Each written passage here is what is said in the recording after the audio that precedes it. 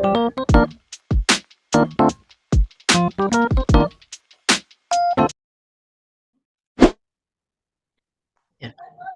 selamat pagi. Assalamualaikum warahmatullahi wabarakatuh.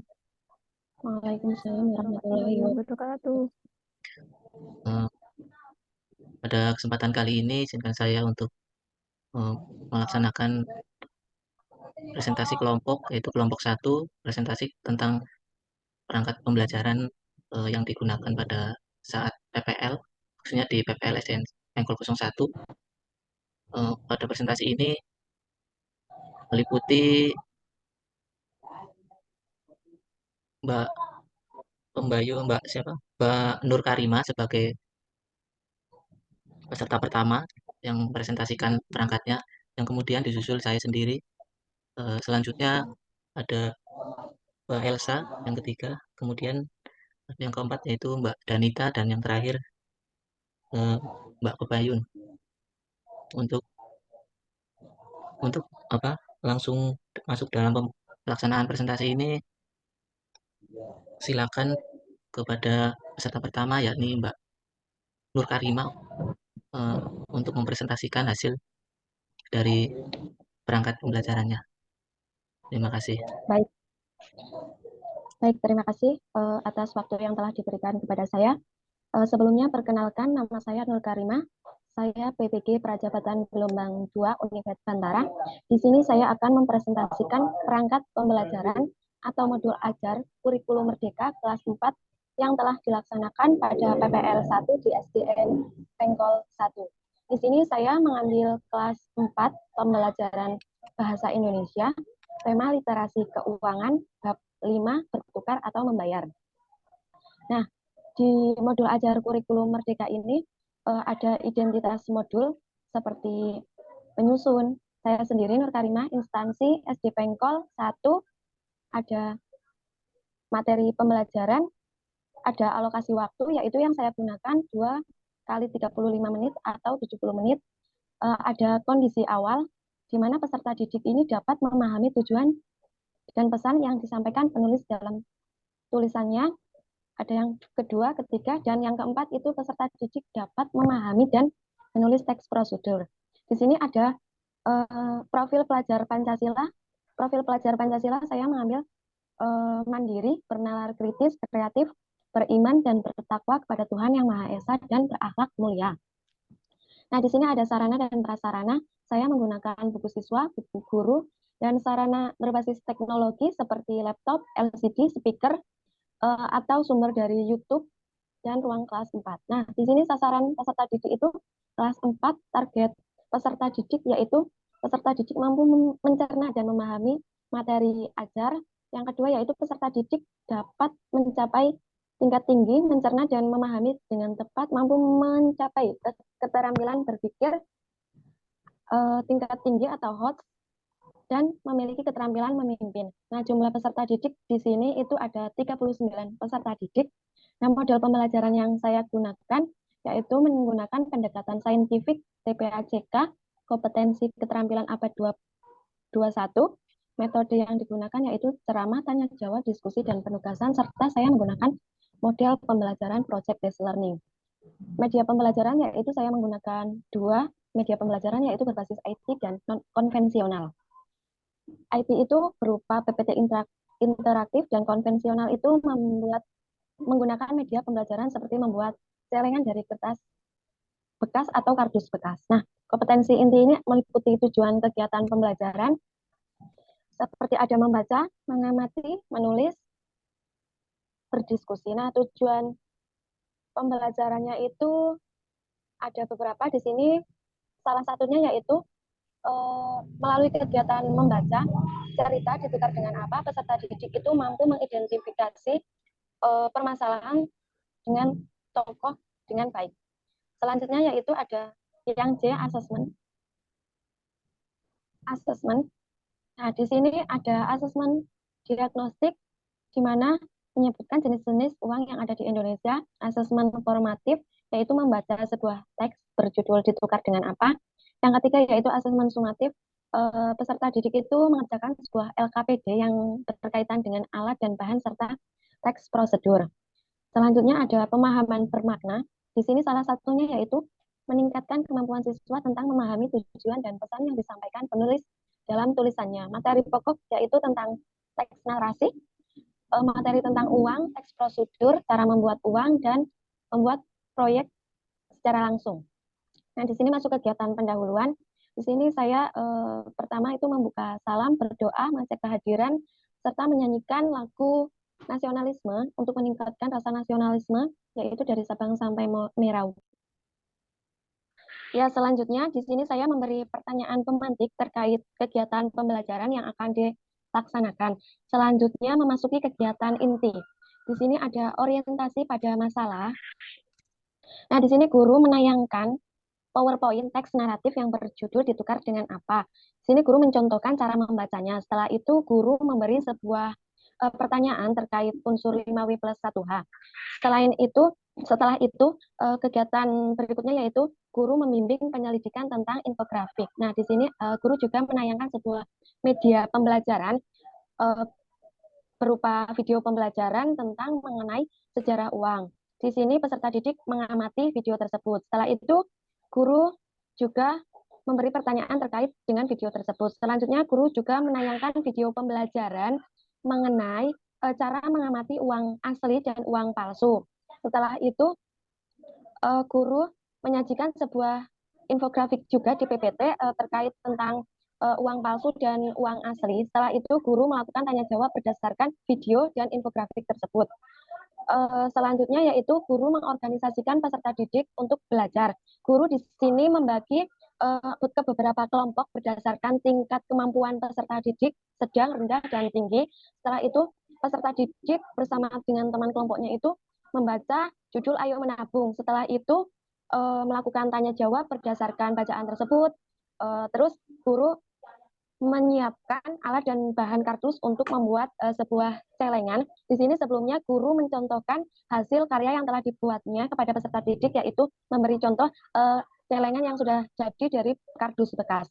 Selanjutnya yaitu guru membimbing penyelidikan individu atau kelompok. Nah, tadi kan sudah diberi contoh celengan. Di sini peserta didik sambil melihat video pembelajaran yang ditayangkan, yaitu cara membuat sebuah celengan dari kardus bekas, sambil peserta didik itu membuat alat membuat celengan berdasarkan contoh video tersebut. Terus di sini guru juga sudah menyiapkan alat dan bahan yang akan digunakan. Setelah itu peserta didik itu menyajikan sebuah proyek yang akan dipresentasikan ke depan bersama dengan kelompoknya mengenai prosedur cara membuat celengan dari kardus bekas, dan kelompok lain itu menanggapi. Setelah itu guru memberikan soal evaluasi kepada peserta didik untuk dikerjakan secara individu. Kegiatan selanjutnya yaitu kegiatan penutup. Peserta didik bersama guru membuat kesimpulan terhadap proses pembelajaran yang telah dilakukan. Setelah itu melakukan refleksi juga. Setelah itu menyanyikan lagu Suwe Ora Jamu atau lagu daerah. Setelah itu kegiatan penutup. Nah, di sini ada juga kegiatan pembelajaran remedial, pengayaan, dan daftar pustaka. Dan ada daftar lampiran-lampiran mengenai media pembelajaran, terus kisi-kisi instrumen penilaian, soal, terus ada kunci jawaban, terus ini ada soal remedial, seperti itu. Nah, jadi dapat disimpulkan berdasarkan RPP atau kegiatan pembelajaran yang telah dilakukan, dapat disimpulkan bahwa kegiatan pembelajaran yang dilakukan menggunakan kegiatan pembelajaran berdiferensiasi, di mana pembelajaran berdiferensiasi merupakan keputusan yang masuk akal yang diambil oleh guru yang disesuaikan dengan kebutuhan peserta didik. Nah, untuk menyesuaikan kebutuhan peserta didik, maka guru bisa melakukan pemetaan terlebih dahulu. Nah, di pemetaan itu mengenai kesiapan belajar, minat, dan profil belajar. Nah, di sini tadi saya sudah memetakan kegiatan pembelajaran pada kolaborasi diskusi kelompok, di mana saya itu membagi menjadi beberapa kelompok berdasarkan tingkat kemampuan yang dimiliki oleh peserta didik dari kemampuan yang paling tinggi, rendah, dan sedang. Nah, sini saya juga mengambil profil belajar. Profil belajar ini masih banyak aspek yang harus dipertimbangkan seperti budaya, tempat tinggal, dan gaya belajar. Nah, di sini karakteristik atau gaya belajar di kelas 4 memiliki beraneka ragam gaya belajar. Ada yang mempunyai gaya belajar auditori, visual, dan kinestetik. Nah, oleh karena itu dalam kegiatan pembelajaran saya menggunakan sebuah media pembelajaran berbasis IT dan media pembelajaran konvensional. Pada media pembelajaran yang berbasis IT, saya mencantumkan beberapa video terkait pembelajaran bahasa Indonesia seperti sejarah uang, video mengenai cara mengenali uang asli dan uang palsu, terus kegiatan cara video pembelajaran mengenai cara membuat celengan. Nah, pada anak yang mempunyai gaya belajar auditori bisa mendengarkan pemaparan dari suara video yang telah dilaksanakan. Nah, sedangkan anak yang memiliki gaya belajar visual, anak tersebut bisa mengamati video tersebut melalui gambar-gambar yang sudah ditayangkan. Sedangkan kinestetik ini, guru bisa menggunakan kuis-kuis media pembelajaran yang dipandu menggunakan mengerjakan kuis-kuis atau soal-soal yang dipandu oleh guru. Nah, jadi dalam kegiatan pembelajaran yang telah saya lakukan itu tidak menggunakan berbagai macam media pembelajaran, cukup menggunakan video pembelajaran karena menurut saya sudah mencangkup beraneka ragam gaya belajar peserta didik seperti itu. Selain itu, kegiatan pembelajaran yang telah saya lakukan juga menggunakan pembelajaran berbasis atau menggunakan metode pembelajaran PJBL di mana peserta didik itu membuat sebuah proyek seperti celengan yang terbuat dari bahan bekas seperti itu. Terima kasih. Di sini saya membuka sebuah pertanyaan atau masukan dari teman-teman. Dipersilahkan.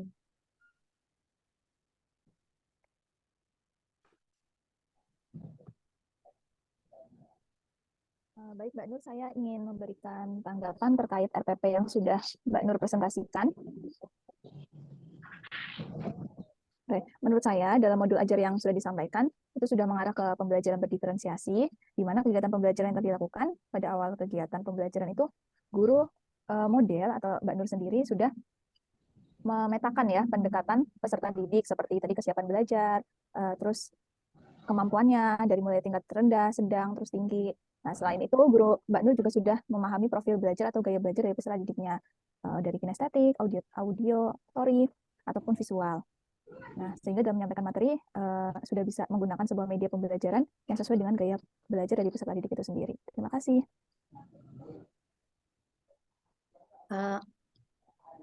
Saya izin menambahkan di sini, Elsa Tias Utami, saya setuju dengan pendapat dari Mbak Pembayun bahwa modul ajar yang telah disusun oleh Mbak Nur Karima ini menggunakan pendekatan pembelajaran berdiferensiasi, di mana dalam kegiatan pembelajaran, guru sudah memetakan peserta didik berdasarkan tingkat kemampuan dan juga gaya belajar peserta didik.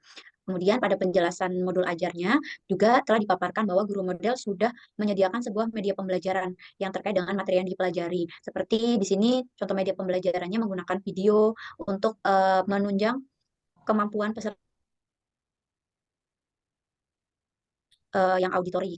Kemudian adanya media pembelajaran berupa gambar untuk menunjang kemampuan belajar peserta didik dan juga gaya belajarnya dalam memahami sesuatu yang lebih visual atau gaya belajar visual. Kemudian untuk yang gaya belajar kinestetik, di sini guru telah menyiapkan media pembelajaran kuis untuk mampu meningkatkan kemampuan peserta didik. Seperti itu sih. Terima kasih.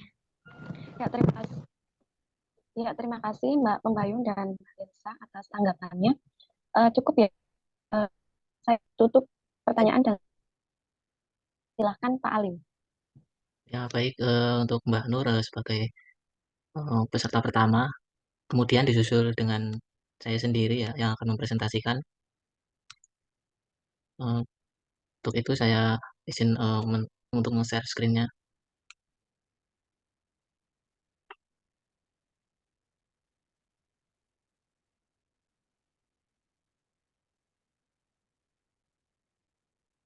Bagaimana teman-teman? Apakah sudah terlihat? Sudah bisa dilihat. Ya, terima kasih teman-teman. Ini saya izin mempresentasikan hasil RPP saya atau modul ajar saya. Assalamualaikum warahmatullahi wabarakatuh. Waalaikumsalam warahmatullahi wabarakatuh. Selamat pagi, salam sehat bagi salam sejahtera bagi kita semua. Pada kesempatan kali ini saya akan mempresentasikan modul atau modul ajar ini dari saya tentang Indonesiaku Kaya Budaya. Saya lakukan pada kelas 4 yaitu pembelajaran IPAS ya. Kemudian sini mengawali, di sini ada identitas modul, sini ada nama SD, tahun penyusun, jenjang SD, dan fase, dan ada topik pembelajarannya serta alokasi waktu. Kemudian disusul kompetensi awal, yaitu mendeskripsikan keragaman budaya dan kearifan lokal, kemudian mengetahui manfaat pelestarian keragaman budaya di Indonesia. Kemudian ada aspek profil pelajar Pancasila, sini ada 6 ya. Kemudian ada sarana dan prasarana. Ini saya menggunakan beberapa media ya, ada LKPD dan PowerPoint. Kemudian ada alat ya yang bisa digunakan terkait dengan materi pembelajaran. Di sini ada lem, gunting, dan kertas ya, kertas bergambar. Kemudian ada target peserta didik, ya ada 2 di sini ya. Peserta didik reguler em, tidak ada kesulitan dalam menerima memahami materi. Kemudian ada mampu memahami, kemampuan keterampilan berpikir. Kemudian pada model pembelajaran di sini saya menggunakan model PJPL, ada pendekatan saintifik. Adapun capaian pembelajaran yaitu pertama mengidentifikasi keragaman budaya, kemudian ada mendeskripsikan keragaman budaya, dan terakhir menjelaskan manfaat dan pelestarian keragaman budaya. Ya, di sini ada beberapa tujuan ya yang saya lampirkan. Ada pengamatan, membaca narasi dan diskusi kelompok, dan mengerjakan proyek ya. Kemudian pada pemahaman bermakna ya, kemampuan siswa mengidentifikasi keragaman budaya di Indonesia, mengetahui faktor penyebab, dan menerapkan sikap menghargai keragaman budaya. Ada pertanyaan pemantik juga di sini, ada materi pokok tentang keragaman budaya Indonesia. Kemudian pada kegiatan pembelajaran di sini ada pendahuluan ya, ada menyanyikan lagu dari Sabang sampai Merauke, terus ada apa ya, kegiatan motivasi juga. Di sini ada eh, kemampuan awal ya, menanyakan kemampuan awal siswa sampai mana gitu ya.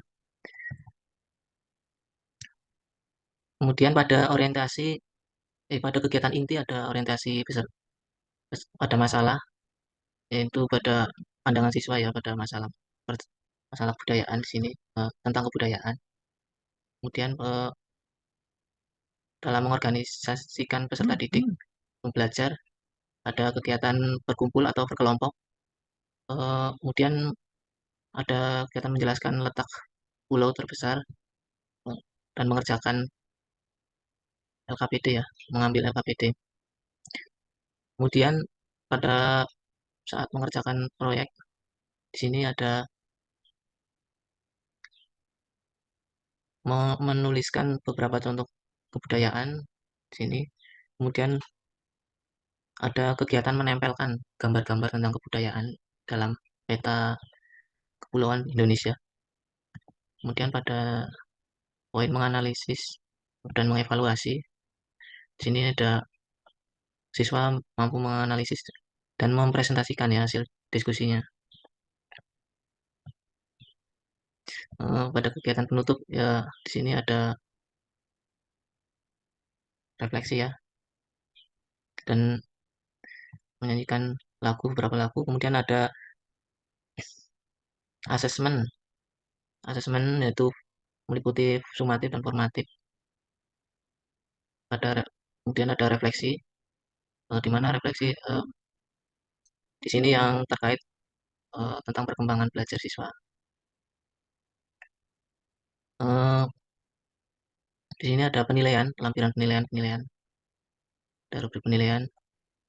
Di sini ada beberapa rubrik aspek yang dinilai, ada pengetahuan, ya, sikap, dan di sini ada pedoman penilaian. evaluasi. Ya, seperti ini. Ada kegiatan remedial dan pengayaan, saya juga melampirkannya. Eh, Mungkin presentasi saya tentang modul ajar saya bisa mengambil kesimpulan bahwa eh, modul yang saya buat itu melalui pendekatan DAP, khususnya model pembelajaran PJPL ya. Adapun PJPL sendiri, PJPL sendiri melibatkan siswa dalam kegiatan kerja kelompok. Terima kasih. Mungkin dari saya cukup sekian. Saya buka sesi pertanyaan atau masukan atau serta saran dari teman-teman. Assalamualaikum warahmatullahi wabarakatuh.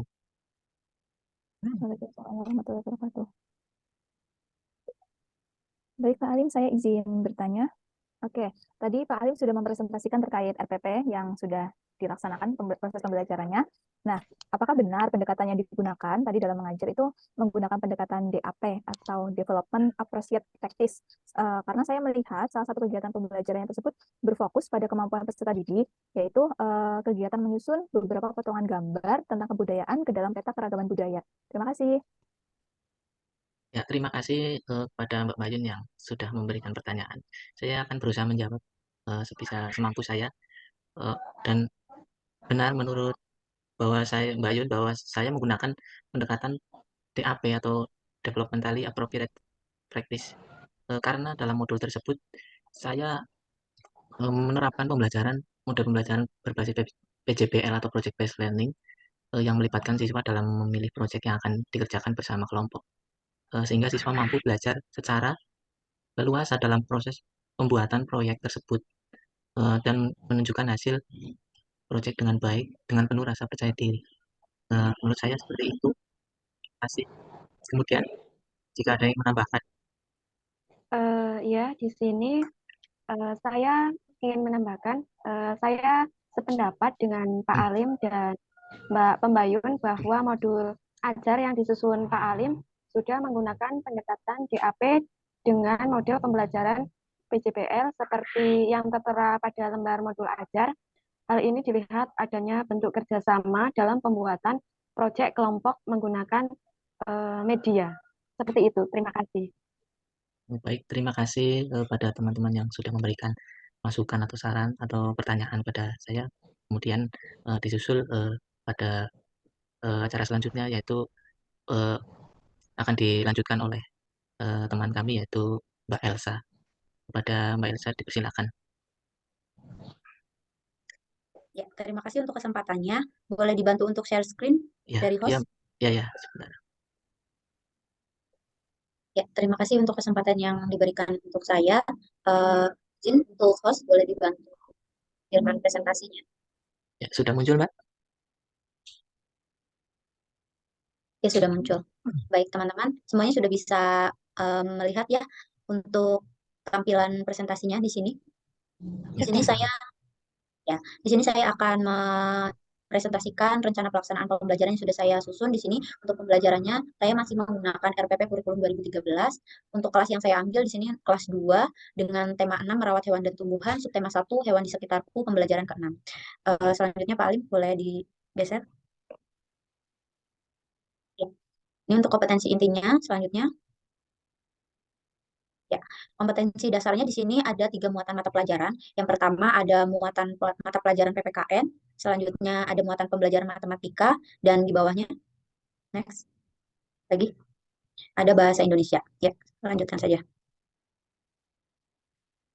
Ya, adapun di sini beberapa tujuan pembelajarannya, dan selanjutnya, ya, di sini saya menjelaskan secara singkatnya saja ya untuk presentasinya. Materi pembelajaran di sini ada 3 mata pelajaran yang akan saya ajarkan. PKN mengenai aturan yang berlaku di rumah dan tata tertib di sekolah. Selanjutnya ada bahasa Indonesia di sini menulis teks dengan huruf tegak bersambung dan memperhatikan penggunaan huruf kapital, dan yang terakhir ada muatan matematika yaitu menentukan pengukuran berat benda dalam satuan baku yang berkaitan dengan kehidupan sehari-hari. Pendekatan dan model pembelajarannya di sini strateginya saya menggunakan pendekatan saintifik, kemudian ada TPACK, terus kompetensi keterampilan abad 21. Selanjutnya metode pembelajarannya menggunakan ceramah, diskusi, dan tanya jawab, serta saya menggunakan model pembelajaran problem based learning atau PBL. Untuk media pembelajaran di sini ada video yang akan saya tampilkan untuk nanti bisa dianalisis oleh anak-anak atau peserta didik untuk mengamati video terkait akibat melanggar aturan di rumah dan di sekolah, serta ada gambar buah dan sayuran di mana nanti peserta didik itu akan mencoba untuk melakukan, sebentar Pak, boleh ke atas, masih media pembelajaran ya. Media pembelajaran yang berupa gambar, di sini ada gambar buah dan sayur-sayuran serta bentuk ini apa, alat pemberat timbangan sayur. Nah, di sini nanti anak-anak akan mencoba melakukan pengukuran di mana nanti sudah ada gambar dan juga berapa kilogram, nanti anak-anak nanti bisa mencoba untuk melakukan pengukuran dengan mencocokkan berapa berat benda yang harus ditimbang seperti itu. Selanjutnya ke bawah langsung kegiatan pembelajaran. Ya, kegiatan pembelajaran seperti biasa ya, di sini ada mempersiapkan peserta didik, kemudian ada bernyanyi. Selanjutnya ke bawah. Terus, ya stop. Guru juga melakukan persepsi dan melakukan tanya jawab terkait tindakan patuh aturan, dan untuk apa namanya mempersiapkan peserta didik, guru meminta beberapa peserta didik untuk menyebutkan apa saja tindakan yang dilakukan sebelum belajar. Kemudian, apakah hari ini mereka menggunakan seragam dengan rapi, dan apakah yang ada yang datang terlambat. Di sini guru untuk mengecek kesiapan peserta didik. Selanjutnya, pada kegiatan inti, guru sudah mulai masuk pada kegiatan tanya jawab untuk mengetahui seperti apa sih tingkatan kemampuan siswa, mana siswa yang lebih aktif dan juga mana siswa yang kurang aktif ketika saya memberikan materi pembelajaran atau memulai kegiatan pembelajaran. Di sini saya juga ingin mengetahui bagaimana pengetahuan awal mereka. Nah, di sini saya bertanya mengenai siapa yang mengetahui apa saja aturan di rumah dan apa saja aturan di sekolah. Kemudian saya menjelaskan materi dan menampilkan slide kepada peserta didik.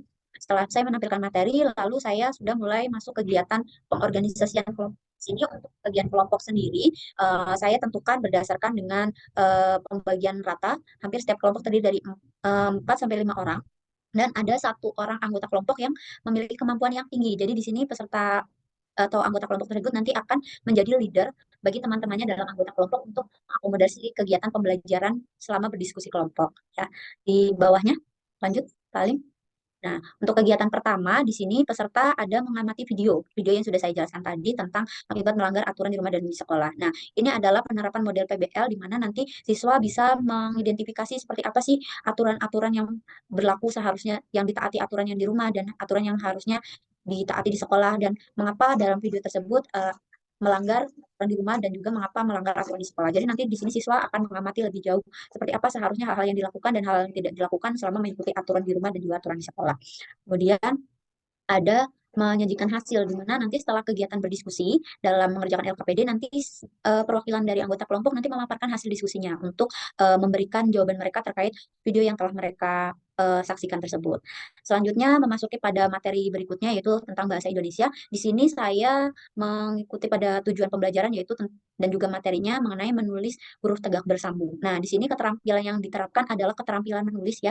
Jadi nanti guru akan melihat sejauh mana sih keterampilan siswa dalam menulis menggunakan huruf tegak bersambung. Nah, dalam keterampilan ini nanti mereka tidak hanya keterampilan dalam menulis saja, tapi mereka juga sudah mampu atau belum menulis menggunakan huruf tegak bersambung dengan memperhatikan huruf kapital seperti itu. Nah, selanjutnya nanti ada teks bacaan juga yang saya paparkan. Di situ nanti siswa diminta untuk membaca terlebih dahulu dari teks bacaan dengan huruf tegak bersambung, dan kemudian mereka harus menganalisis huruf kapital apa saja yang ada pada bacaan yang sudah saya jelaskan atau yang sudah saya berikan pada mereka. Kemudian ada bagian terakhir yaitu melakukan pengukuran, di mana saya menggunakan media pembelajaran tadi beberapa bahan makanan. Nanti mereka melakukan pengukuran dengan cara menjodohkan ya jumlah berat pada apa buah atau sayuran tertentu. Nah, mereka sesuaikan dengan jumlah beratnya seperti itu. Selanjutnya next. Salim ke bawah. Ya, kegiatan penutup seperti biasa melakukan kesimpulan, kemudian merefleksikan kegiatan pembelajaran bersama-sama. Selanjutnya next. Next ke atas lagi sampai LKPD, boleh ditampilkan LKPD-nya ada di bawah. Ya, stop dulu. Untuk penilaian, ya, ke bawah, ke atas, maaf. Ya, digeser ke atas.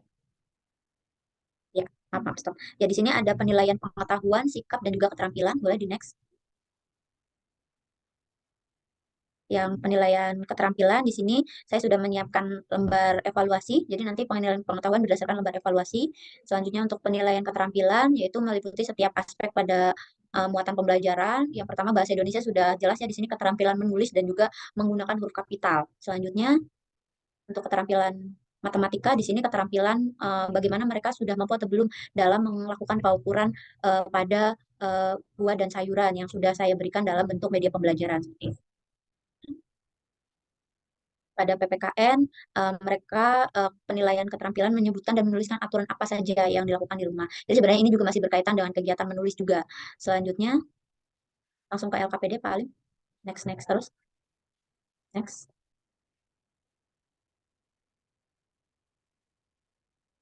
Ya, next. Ini bentuk lembar kerja peserta didiknya. Nanti di sini peserta didik sebenarnya lebih meningkatkan kemampuan dalam menulis ya, karena banyak kegiatan yang mengaitkan dengan hal-hal yang harus mereka tuliskan di sini untuk menjawab LKPD. Selanjutnya, ini untuk lembar kerja yang pertama berdasarkan pengamatan video. Selanjutnya untuk lembar kerja yang kedua, kegiatan menulis juga, tapi di sini menulis menggunakan huruf kapital dan memperhatikan juga penggunaan menulis dan tegak bersambung dan memperhatikan huruf kapital. Ya. Selanjutnya pada kegiatan yang di akhir di sini siswa nanti menjodohkan berat benda dan juga berat pada timbangan seperti itu. Ya. Mungkin itu saja yang bisa saya sampaikan teman-teman terkait presentasi saya. Saya bisa berikan kesempatan untuk rekan-rekan atau teman-teman yang ingin bertanya berkaitan dengan rencana pelaksanaan pembelajaran yang sudah saya sampaikan. Saya persilakan. Baik, terima kasih Mbak Elsa. Izin bertanya, saya Danita. Nah, di sini saya ingin bertanya kepada Mbak Elsa untuk RPP yang telah dipresentasikan oleh Mbak Elsa, apakah benar pendekatan yang digunakan dalam mengajar menggunakan pendekatan TARL? Sebab saya melihat satu kegiatan pembelajaran tersebut berfokus pada kemampuan peserta didik seperti kegiatan menulis. Seperti itu. Terima kasih. Terima kasih untuk pertanyaan dari Donita. Di sini memang benar ya, saya menggunakan pendekatan TARL, di mana saya menyesuaikan dengan tingkatan kemampuan dan juga level peserta didik. Untuk tingkatan kemampuan di sini, saya lebih memfokuskan pada tingkatan kemampuan menulis. Jadi, untuk tingkatan kemampuannya sendiri, ini juga sudah sesuai dengan tujuan pembelajaran, di mana salah satunya siswa sudah mampu menuliskan atau mendeskripsikan juga terkait aturan-aturan dan juga menulis menggunakan huruf tegak bersambung dan dengan memperhatikan huruf kapital. Ini yang menjadi poin penting dalam pembelajaran TARL yang saya pendekatan TARL yang saya terapkan pada modul ajar. Kemudian saya juga mengakomodasi kegiatan berkelompok, di mana dalam kegiatan berkelompok di sini siswa sudah saya bagi menjadi beberapa kelompok dengan tingkatan-tingkatan yang beragam. Ada siswa yang memiliki kemampuan yang tinggi, kemampuan menengah, dan kemampuan yang di bawah gitu. Jadi nanti tujuannya untuk apa? Saya akomodasikan seperti itu untuk menjadikan kelompok tersebut bisa lebih aktif dengan adanya leader dari anggota kelompok yang memiliki kemampuan yang tinggi. Dan juga nanti peserta didik bisa berdiskusi dengan baik antara sesama anggota kelompok sehingga nanti kemampuan peserta didik itu tidak hanya diukur berdasarkan kemampuan pemahamannya saja tapi nanti untuk mengakomodasikan kegiatan berdiskusi menjadi lebih baik dan efektif dalam mengerjakan beberapa tugas yang saya berikan dan juga evaluasi seperti itu tujuannya. Mungkin ada lagi yang ingin bertanya atau menambahkan, saya persilakan. Izin menambahkan Mbak Elsa. Ya. Di sini saya sependapat dengan Mbak Elsa dan Mbak Danita bahwa RPP yang disusun oleh Mbak Elsa sudah menggunakan pendekatan TARL. Hal ini juga bisa dilihat dari LKPD peserta didik, bahwa LKPD peserta didik disusun untuk mengembangkan kemampuan peserta didik sesuai dengan perkembangan atau sesuai dengan levelnya. Begitu, Mbak Elsa. Ya, benar sekali Mbak Nur. Saya juga memang menyesuaikan juga dengan tingkatan perkembangannya, karena memang sini kan kelas rendah ya, masih pada tingkatan perkembangan menulis, membaca, dan berhitung di tingkat dasar. Jadi di sini memang saya menyesuaikan dengan tingkatan perkembangan dan juga level pemahaman mereka. Jadi memang pendekatan yang lebih cenderung di sini adalah TAR. Ya, seperti itu. Terima kasih. Jika memang sudah tidak ada lagi pertanyaan, saya cukupkan untuk presentasi dari saya. Saya kembalikan kepada host. Ya, kemudian disusul teman kami Mbak Danita yang akan mempresentasikan hasil dari perangkat pembelajarannya. Kepada Mbak Danita dipersilakan. Baik, terima kasih Pak Alim atas waktu yang telah diberikan kepada saya. Di sini saya Danita Novian Permatasari ingin mempresentasikan hasil RPP saya yang telah saya susun dan saya gunakan untuk praktek pembelajaran di siklus pertama, siklus 1 di SDN 1 Pengkol dan di kelas 5 yaitu tema 5, subtema 1, komponen ekosistem dalam pembelajaran 2. Oke, sebelumnya saya sudah mengirimkan RPP saya di dalam kelompok. Jadi, astagfirullahaladzim, kita simak bersama-sama komponen inti. Mohon minta bantuannya Pak Alim. Sudah? Ya, sudah, terima kasih. Ya, di sini terdapat kompetensi inti, selanjutnya terdapat kompetensi dasar, yaitu di sini terdapat mata pelajaran bahasa Indonesia dan IPA. Selanjutnya, boleh digeser ke bawah Pak Alim. Ya, di sini terdapat tujuan pembelajaran. Bisa kita simak bersama-sama. Di sini terdapat 4 tujuan pembelajaran. Selanjutnya terdapat penggunaan pendidikan karakter. Bisa kita simak bersama-sama. Di sini ada 9 karakter dan materinya terdapat teks bacaan non-fiksi dan juga hewan-hewan herbivora dan omnivora. Oke, saya di sini menggunakan model atau metode pembelajaran yaitu model PBL, Problem Based Learning. Oke, di sini selanjutnya saya menggunakan media pembelajaran berupa PPT dan video pembelajaran. Selain itu, saya juga menggunakan kartu-kartu hewan dan gambar-gambar hewan. Sumber dan media pembelajaran yang saya gunakan yaitu lingkungan sekitar, buku pendoman guru guru tema kelas 5, juga kartu-kartu hewan. Selanjutnya, Pak Alim, di sini kita langsung saja masuk dalam kegiatan pembelajaran. Seperti biasa, dalam kegiatan pembelajaran terdapat pembukaan, inti, juga penutup. Dan di dalam inti di sini sudah terdapat LKPD di mana siswa dituntut untuk aktif dalam memecahkan masalah. Juga di dalam kegiatan LKPD tersebut guru hanya memberikan instruksi dan lalu siswa yang akan mencari tahu bagaimana cara menyelesaikan permasalahan yang terdapat di dalam LKPD tersebut di dalam mata pelajaran IPA. Selanjutnya di dalam mata pelajaran bahasa Indonesia, di situ sudah saya sajikan beberapa teks bacaan yang dimana peserta didik nanti mencari inti-inti dan inti-inti yang terdapat dalam bacaan itu sendiri. Selanjutnya di dalam penutup seperti biasa siswa mampu mengemukakan hasil belajar pada hari ini dan siswa mampu mengambil inti dari pembelajaran pada hari itu. Selanjutnya terdapat rencana tindak lanjut dan juga penilaian. Oke, di dalam RPP saya inti di dalam RPP saya di dalamnya sudah terdapat pendekatan pembelajaran yaitu berbasis berdiferensiasi, di mana pendekatan yang menyesuaikan dengan minat dan juga perkembangan yang dimiliki oleh peserta didik. Pada pembelajaran di kelas 5 ini, perkembangan kegiatan pada anak sudah saya sesuaikan dengan pendekatan yang dimiliki oleh peserta didik. Jadi, pada pembelajaran di kelas 5 ini, pada RPP yang telah saya susun, guru hanya memberikan sedikit arahan dan juga instruksi kepada peserta didik, sehingga peserta didik dapat mencari ide juga memecahkan masalah dengan kemampuan mereka masing-masing. Jadi setiap kemampuan peserta didik kan berbeda-beda. Mereka akan memecahkan masalah melalui LKPD yang telah saya berikan dengan cara mereka masing-masing. Begitu, cukup sekian presentasi RPP dari saya. Jika ada kurang lebihnya saya mohon maaf, dan jika ada masukan atau pertanyaan saya dan Elsa ingin memberikan bahan. Ya, saya juga setuju dengan pemaparan yang sudah dijelaskan oleh Mbak Danita bahwa pendekatan yang digunakan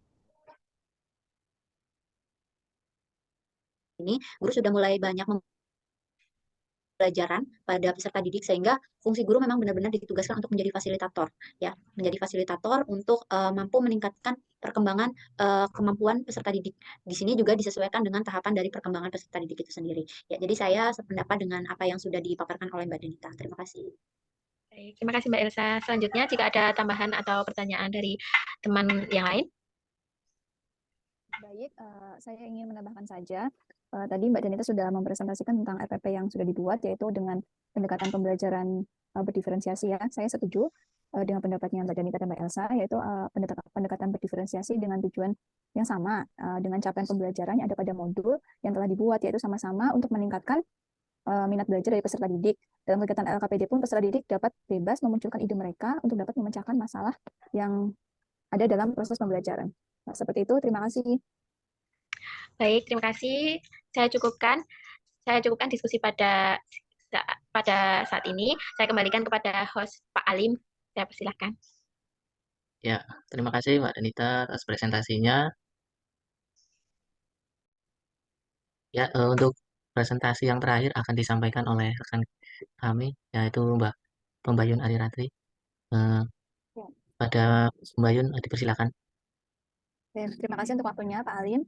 Di sini saya Pembayun Ariratri akan mempresentasikan modul ajar atau RPP yang sudah dibuat dan sudah dilaksanakan proses pembelajarannya di PPL yang pertama, yaitu di siklus 3. Pak Alim, tolong di-scroll ke bawah. Ini saya mengambil mata pelajaran Pendidikan Pancasila dan Kewarganegaraan. Nah, di sini tentang informasi umum, yaitu lintas modul. Terus yang kedua ada kompetensi awal dari peserta didik. Ke bawah lagi, Pak Alim. Lalu ada profil pelajar Pancasila. Terus ke bawah lagi, di sini ada sarana dan prasarana yang saya gunakan, yaitu berbasis non-teknologi dan teknologi. Kalau non-teknologi itu tentang dengan buku, pop-up book, peta keragaman, dan gambar keragaman budaya. Terus yang berbasis teknologi ada laptop, LCD, speaker, PowerPoint, dan video yang diambil dari YouTube. Selanjutnya, nah ini sasarannya peserta didik kelas 4. Ada target dari peserta didik yaitu dengan kesulitan belajar, terus kelas 4 reguler dan capaian tinggi. Dengan jumlah peserta didik di kelas 4 ada 39 peserta didik. Dan model pembelajaran yang saya gunakan dengan pendekatan saintifik, TPLCK, kompetensi dan keterampilan AP21 serta 4C. Lalu menggunakan metode pembelajaran ceramah, tanya jawab, diskusi, dan penugasan. Dan model pembelajarannya PJBL, yaitu Project Based Learning. Terus media pembelajarannya saya ada media dengan IT dan non-IT. Kalau dengan IT ada PPT interaktif dan video pembelajaran. Lalu ada media non-IT, ada pop-up book, terus peta keragaman dan gambar keragaman budaya Indonesia. Lalu ada tujuan pembelajaran yang antara lain mengidentifikasi jenis keragaman yang ada di lingkungan sekitar, lalu menganalisis keragaman di provinsi yang ada di Indonesia, arti penting dari keragaman. Selanjutnya, selanjutnya ada asesmen. Asesmen terbagi jadi 3 asesmen diagnostik, yaitu dengan jenis keragaman yang ada di lingkungan tempat tinggal peserta didik, terus asesmen formatif, yaitu keragaman yang ada di Indonesia, dan asesmen sumatif, yaitu dengan kegiatan membuat pop-up book. Peserta didik dapat mendiskusikan dan mempresentasikan hasil dari keragaman yang ada di Indonesia. Lalu ada pemahaman bermakna, kemudian ada pertanyaan pemantik. Nah, ini ada 4 jenis pertanyaan, 4 macam pertanyaan pemantik. Selanjutnya paling, materi yang ada yang saya lakukan pada pembelajaran di RPP ini yaitu keragaman budaya di Indonesia dan cara menghargai keragaman dan hidup bersatu dalam keragaman. Nah, kita masuk ke dalam kegiatan pembelajaran. Yang pertama pendahuluan seperti biasa, menyapa, kemudian ke bawah kali, tolong berdoa, lalu presentasi, ada ice breaking, bawah lagi, terus menyanyikan lagu dari Sabang sampai Merauke untuk meningkatkan rasa nasionalisme. Lalu guru menjelaskan tentang apa tujuan dari pembelajaran yang sudah dilakukan, kemudian ada apresiasi, dan guru memberikan pertanyaan pemantik untuk memberikan pemantik kepada peserta didik untuk bisa mengikuti pembelajaran. Lalu selanjutnya ada di kegiatan inti. Nah, kegiatan ini pertama yang dilakukan adalah dengan mengamati video pembelajaran. Lalu dari mengamati tersebut dilakukan tanya jawab terkait dengan video, terkait dengan informasi apa yang didapatkan pada video tersebut. Selanjutnya peserta didik dibagi menjadi beberapa kelompok. Nah, kelompok ini didasarkan atas capaian dari peserta didik itu. Jadi yang tingkat menengah, tingkat atas, dan yang tingkat bawah. Terus mengamati lagi video pembelajaran lagi. Tentunya masih berkaitan dengan keragaman yang ada di Indonesia. Lalu guru membagikan LKPD. Nah, di LKPD ini peserta didik saling berkolaborasi dengan kelompoknya untuk mendiskusikan permasalahan yang ada di LKPD tersebut. Lalu tanya jawab lagi, turun ke bawah Pak Alim. Nah, dari mengerjakan LKPD tersebut peserta didik mempresentasikan. Nah, setelah mempresentasikan, guru memberikan penguatan atas jawaban dari peserta didik. Lalu setelah itu guru memperlihatkan contoh pop-up book, yaitu tentang keragaman budaya yang ada di Indonesia.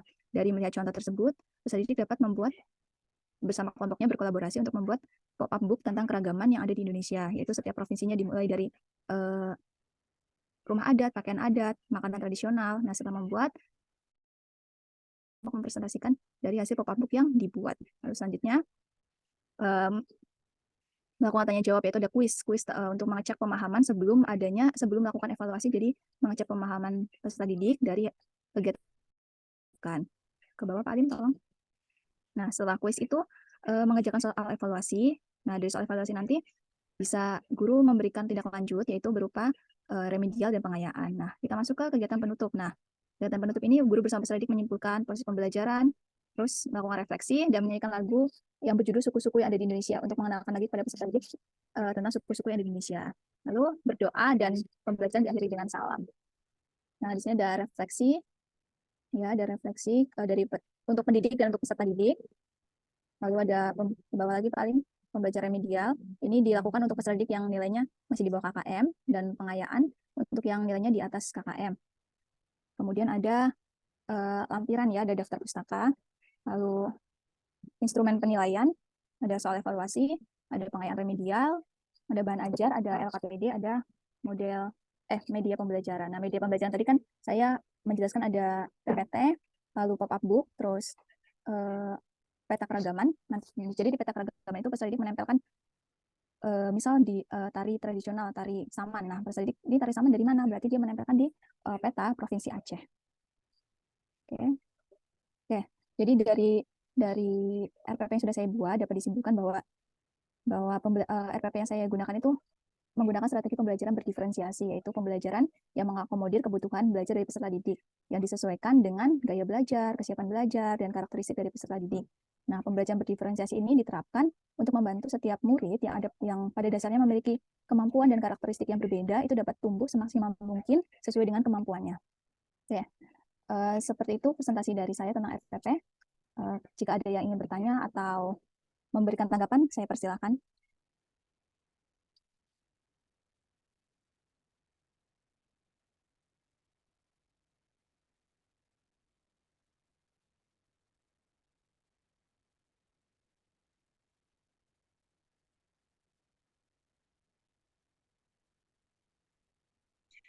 Ya, izin bertanya.